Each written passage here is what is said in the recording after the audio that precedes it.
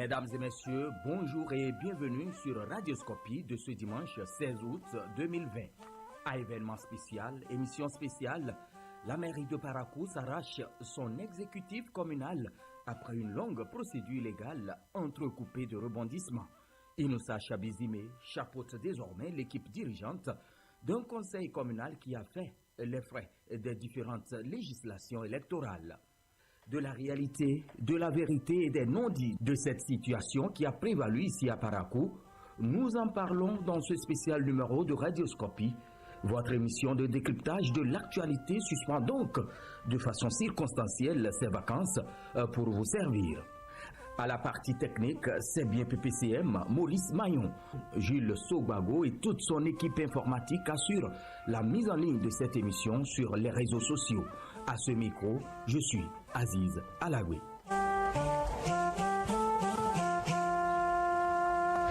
Dans ce studio, pour nous permettre de mieux comprendre les différentes étapes de ce processus qui a conduit à l'installation de l'équipe dirigeante de la mairie de Parakou, nous recevons le deuxième secrétaire général national du parti Bloc républicain, le général Robert Guian, député à l'Assemblée nationale, deuxième vice-président de cette institution.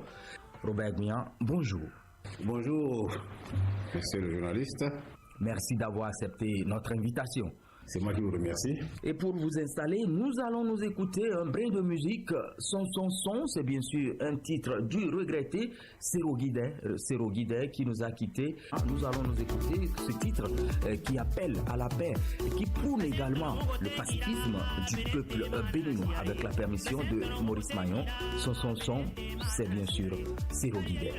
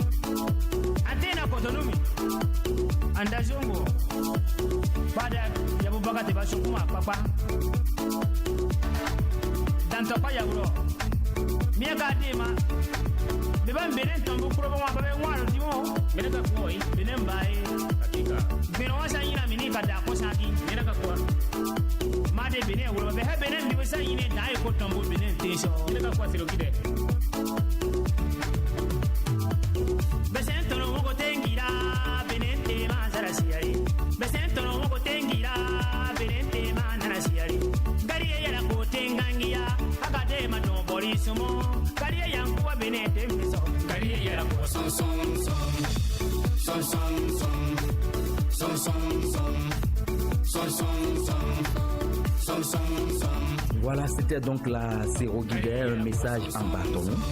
Mesdames et messieurs, pour cette émission explicative, vous ne pourrez pas nous appeler comme à l'accoutumée.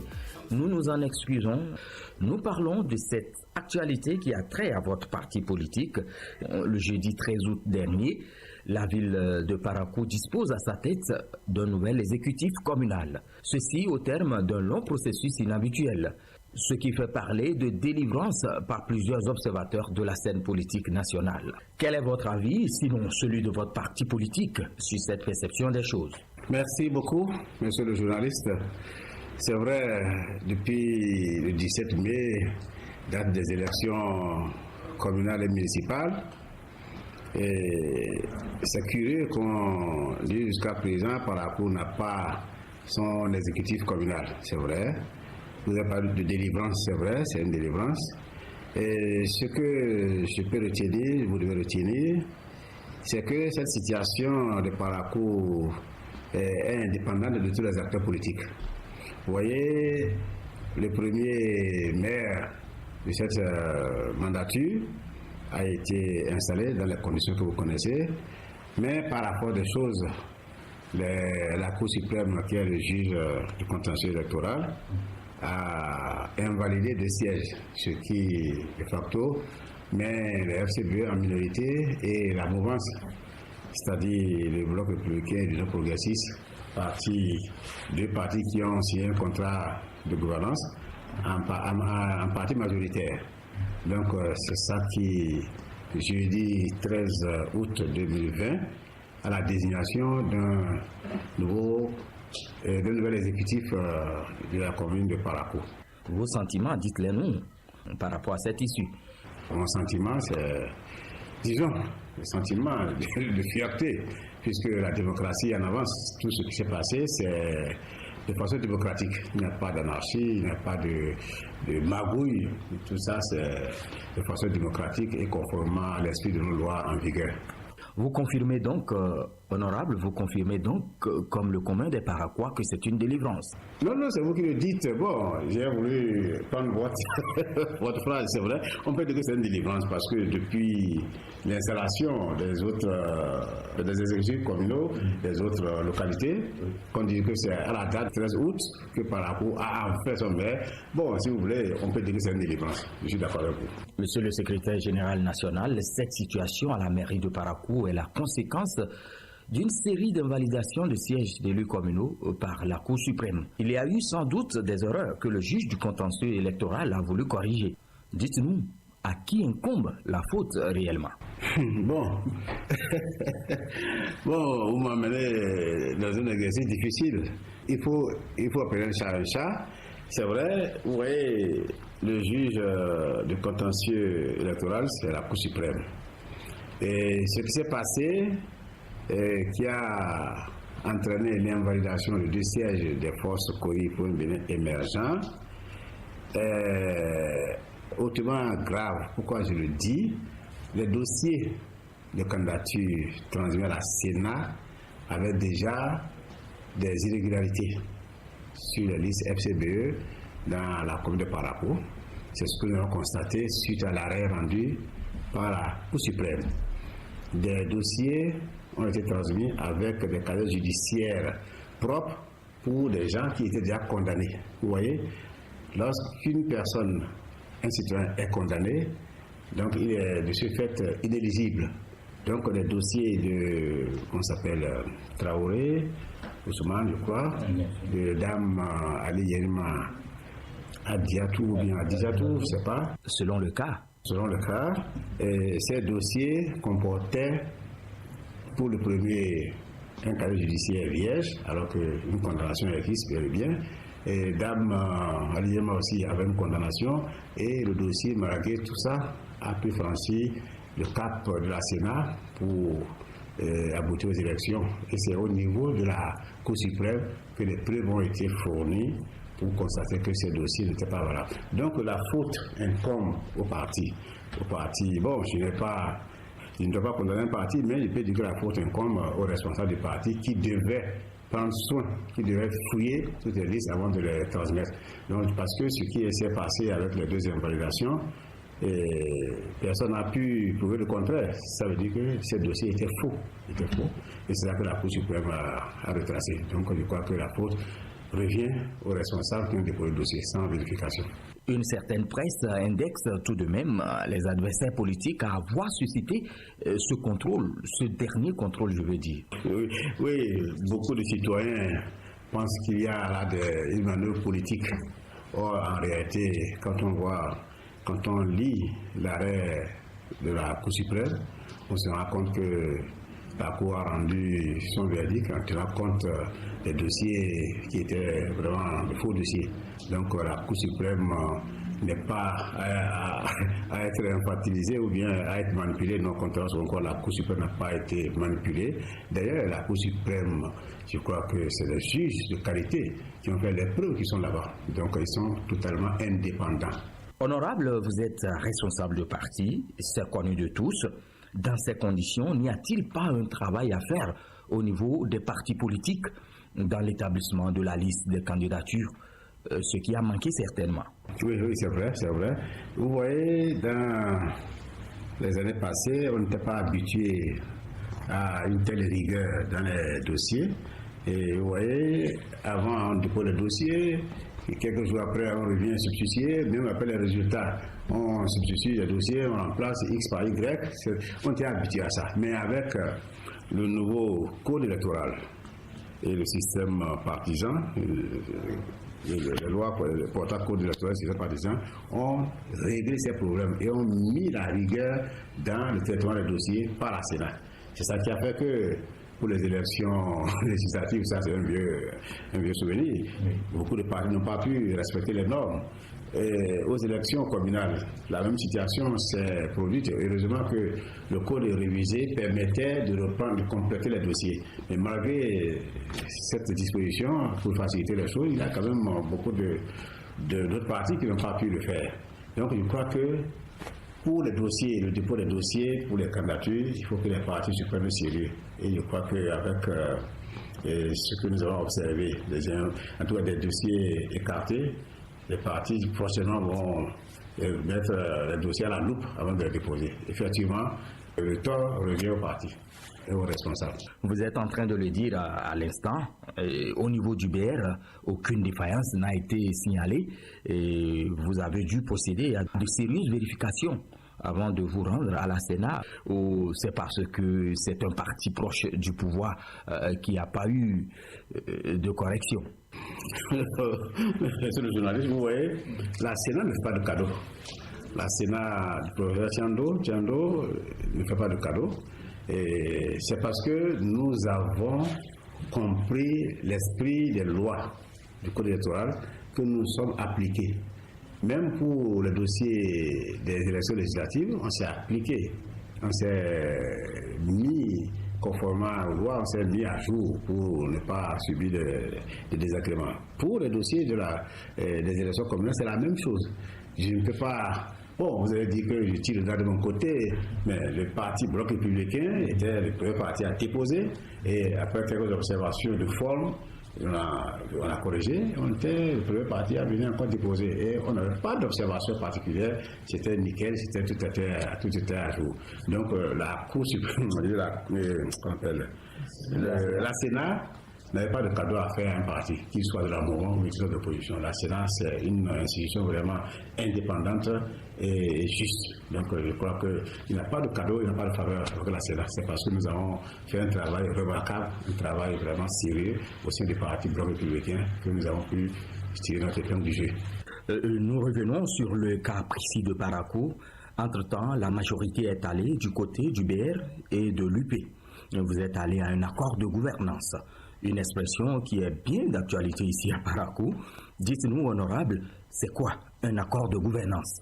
Oui, un accord de gouvernance, c'est la loi rectificative, le code électoral rectifié, qui a prévu l'accord de gouvernance. L'accord de gouvernance, c'est quoi? Lorsque dans un ensemble de partis, aucun parti n'a la majorité absolue, on a donné la possibilité à deux partis qui peuvent se retrouver et leur voix additionnée du moins, faire la majorité ou est au-dessus de la majorité absolue. Donc ces deux partis, en accord, disent, bon, nous avons la majorité absolue, nous deux, on va faire un accord pour gérer l'exécutif communal. Donc nous allons le gérer ensemble. Et les règles de la gouvernance, on va les établir de manière que tous deux, nous contribuons au développement de cette mairie, nous contribuons à l'exécutif de cette commune. Donc voilà en gros ce que c'est que le contrat de gouvernance, mais les détails, c'est dans un document qui est écrit, qui est rédigé. Je crois que je vous ferai cadeau de tout ça, sinon vous voulez que je vous dise tout ça là? Non, honorable, mais donnez-nous tout de même plus de détails sur les clauses de cet accord de gouvernance entre le BR et l'Union progressiste. Non, les clauses, je vous ai dit en résumé, les clauses, c'est une entente entre deux partis, par exemple le Bloc républicain et l'Union progressiste, pour dire nous sommes en accord de gouvernance, nous allons gérer ensemble la mairie. Et vous voyez, s'il n'y a pas d'accord entre deux partis qui ne sont pas les mêmes, qui vont gérer une mairie, c'est pour cela que dans l'accord de gouvernance, le parti qui a le plus grand nombre de voix prend la mairie. Et le parti qui a moins prend les adjoints, et ainsi de suite, et même la répartition au niveau des CA, ça se fait sur la base de cet accord-là. L'accord concerne la méthode de gouvernance. L'accord concerne, même en cas de crise, d'incompréhension, ce qu'on doit faire, c'est le dialogue, et dans la paix, dans l'unité, que les problèmes vont se régler, les contentieux vont se régler. Ce n'est pas une affaire de justice, c'est comme une famille. Dans une famille, les gens, ça se lave en famille. À Paraguay, ça a été le cas, par exemple. Le partage a été fait comme ça. Pas tellement, nous allons dire. Sinon, comment expliquer la présence d'un membre FCBE dans l'exécutif communal, étant donné que le Bloc républicain et l'Union progressiste pouvaient constituer à eux seuls l'exécutif communal? Merci beaucoup. Voilà, c'est pour rendre le conseil communal de Parakou le plus inclusif possible que nous avons fait une ouverture. L'exécutif, vous voulez dire? Oui, l'exécutif, oui. C'est-à-dire les adjoints et les arrondissements. Parce que c'est même que dans les mairies à statut particulier, les chefs d'arrondissement sont des adjoints aussi. Voilà. Donc, c'est pour faire une gouvernance inclusive que nous avons dit, bon, on va ouvrir aux autres partis, à l'autre parti FCBE. Parce que dans l'accord, on n'est pas tenu de leur attribuer des postes. Mais on s'est dit, pour prôner qu'on appelle l'unité d'un Parakou, pour prôner la cohésion des membres du conseil communal de Parakou, il faut faire un clin d'œil aussi au FCBE, qui sont un parti d'opposition. Nous sommes de la mouvance présidentielle. Donc c'est pour quand même calmer le jeu d'un Parakou qu'on a voulu faire cette ouverture-là. Et c'est pour cela que nous avons mis Dame Alima Abdoulaye, qui est élu FCBE. Dans les mêmes conditions, on avait réservé le poste de chef du deuxième arrondissement. Oui, c'est ça, non? Oui. Le chef du deuxième arrondissement a un élu FCBE. Nous en reviendrons. Robert Guyan, nous en reviendrons. Ce positionnement de Dame Alimatou n'est-il pas une entorse à la loi ou en termes clairs, une faille politico-juridique? Monsieur le secrétaire. Non, pas du tout. Pas du tout. C'est faire preuve de méconnaissance des tests du code électoral, la loi interprétative qui a été votée. Vous voyez, l'article 189 bis du code électoral dit le maire et les adjoints sont désignés par le ou les partis qui ont une majorité absolue. Sont désignés, suivez-moi bien mon regard, sont désignés, mais pas en leur sein, sont désignés. Si on voulait que ce soit exclusivement au niveau des partis qui ont la majorité, on peut dire qu'ils sont désignés en leur sein. Mais l'ouverture, c'est que, on a dit, les maires, les agents sont désignés en tant que président, donc c'est ouvert. Par le bloc majoritaire. Oui, ils sont désignés par le parti ou les deux partis majoritaires. On n'a pas dit les maires, les agents sont désignés à leur sein, non. On a fait cette ouverture. Lorsque le législateur fait, c'est parce qu'il a laissé cette possibilité.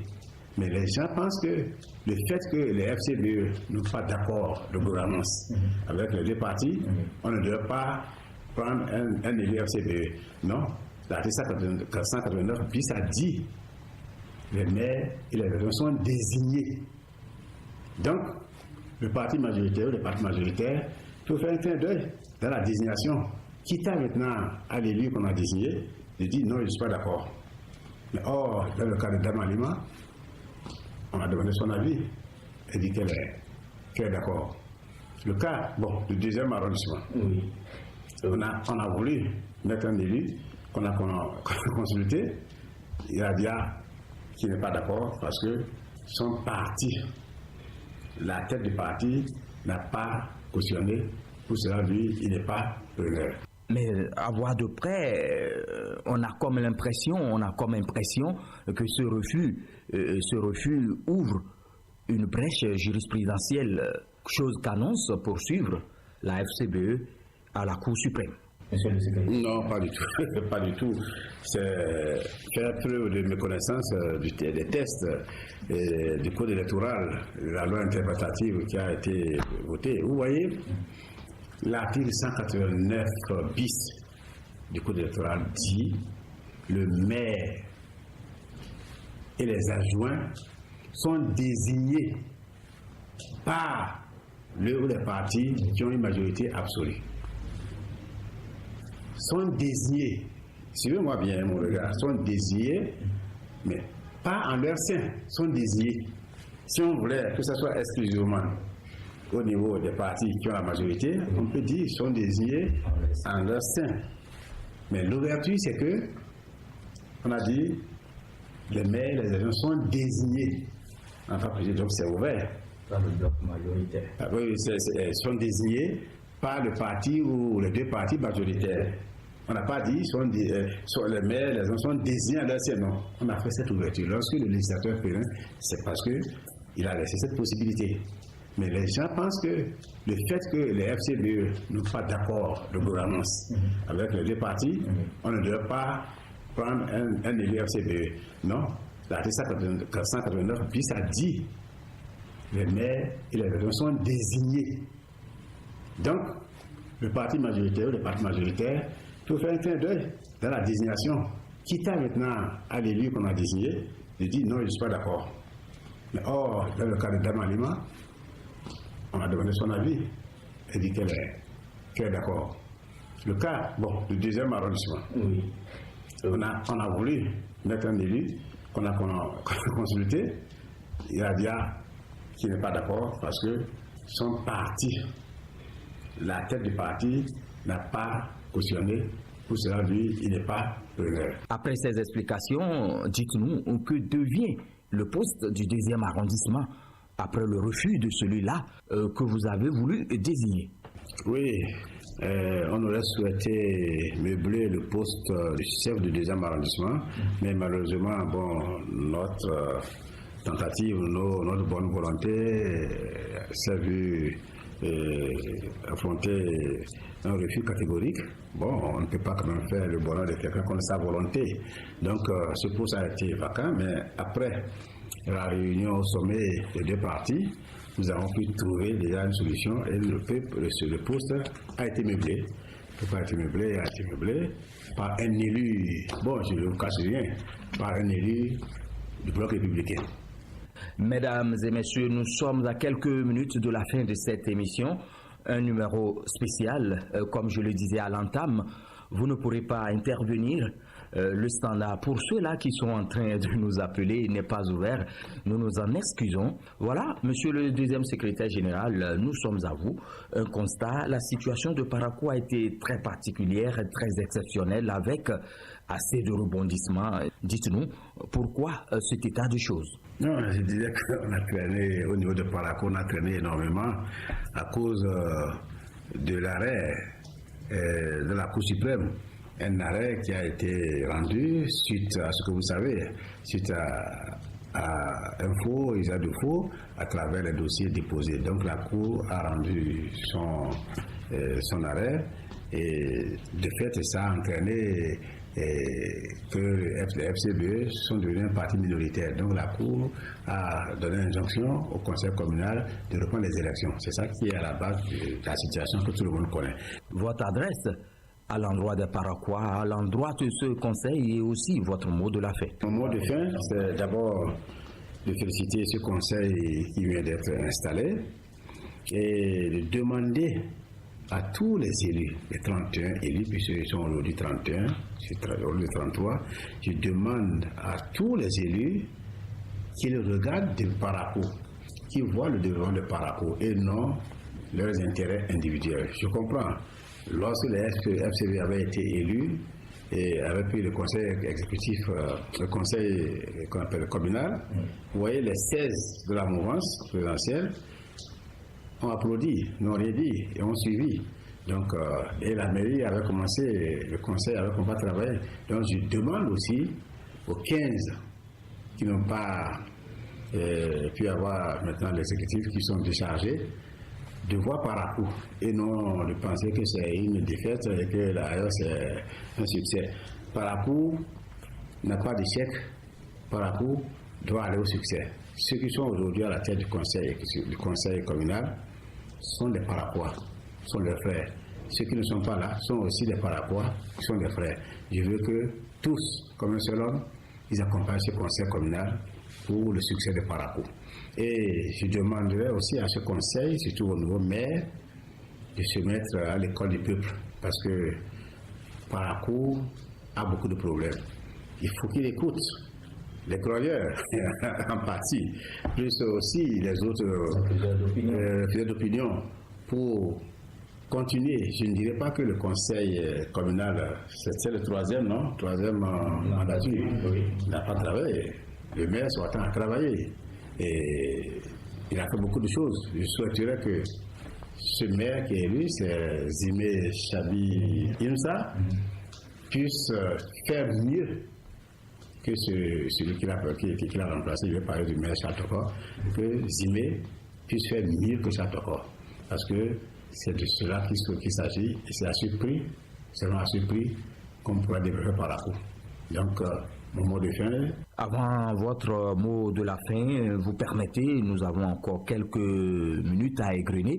Dites-nous, ne pensez-vous pas que Charles Tokor, ancien maire, aujourd'hui au poste de premier adjoint, ne pensez-vous pas, disais-je, que cette présence influence l'action du maire, bien qu'ils soient tous du même bord politique? Non, vous voyez, celui qui est nommé maire, raisonnant comme ça, c'est sous-estimer ses capacités. Non, je crois que Zimé, qui est élu maire, c'est sa première expérience. Non, voilà, je disais quelque part, il n'a pas une école pour aller apprendre à être maire. Tous ceux qui ont été maires, ils l'ont été à leur première expérience. Qui vous souviennent, depuis Baramassi, en passant par Adambi, et Alagbé-Soulé, et Charles Tokor, tous, c'est leur première expérience. Donc il n'y a pas une école. C'est beaucoup de travail qu'ils se forment. Donc on peut dire que Zimé peut faire aussi comme les autres. Zimé, c'est quand même un responsable. C'est un professeur certifié. Il a été directeur du CG. Il a dirigé. Entre-temps, j'ai appris la radio Diamant. Et il est actuellement chef de service à la direction départementale des enseignements secondaires. Bon, il a une sorte d'expérience qui lui permettra à coup sûr de diriger, comme cela se doit, l'exécutif communal de Parakou. Donc je n'ai pas de doute. Il y a également cette situation que nous perdons de vue, mais qui taraude l'esprit des Paraquois, le passage de l'effectif des élus de 33 à 31 suite aux faits politico-juridiques et aussi naturels que nous connaissons. Ce désagrégement ne va-t-il pas pénaliser le développement de la commune? Non, pas du tout. Bon, c'est vrai, c'est une exception de 33, on vient à 31, ça arrive. Et 33 était prévu. 31 sont au rendez-vous. Ça ne gêne rien. 2 personnes ne peuvent bloquer le fonctionnement d'une mairie. Il suffit que l'exécutif travaille et qu'avec les 31 qui puissent faire une bonne équipe, ça va aller. Les 2 qui manquent ne suffisent pas, ne perturberont rien. Donc je crois que 31 ou 33, c'est presque la même chose. Honorable Robert Bian, deuxième secrétaire général national du parti Bloc républicain, nous vous remercions pour ces explications un peu plus claires. Merci d'avoir accepté notre invitation. C'est moi qui vous remercie. Merci beaucoup. Merci. Mesdames et messieurs, fidèles de Radioscopie, nous voilà au terme de cet entretien explicatif sur la situation qui a prévalu lors du processus de désignation de l'exécutif communal de Parakou. C'est Maurice Maillon qui a assuré la partie technique de cette émission. La mise en onde YouTube, Facebook et autres est assurée par toute l'équipe de la cellule informatique. Une équipe dirigée de main de maître par Jules Sogbago, que nous saluons. Aziz Alawé, j'étais à la présentation. Coordination générale Nouroudine Safara, fidèle de Radioscopie. Passez de bons moments en compagnie de nos programmes.